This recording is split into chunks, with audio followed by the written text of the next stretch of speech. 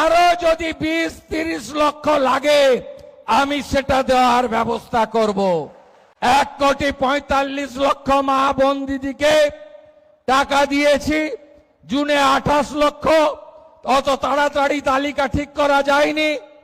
জুলাইতে 1,19,00,000, এ মাসে 1,45,00,000। এটাও কথা দিয়ে গেলাম, যারা এই সামান্য অল্প ভাতার উপরে নির্ভর করেন বা প্রকৃত পাওয়ার হকদার, আরো যদি 20-30 লক্ষ লাগে আমি সেটা দেওয়ার ব্যবস্থা করব। কিন্তু ধমক চমক দিয়ে, রিল বানিয়ে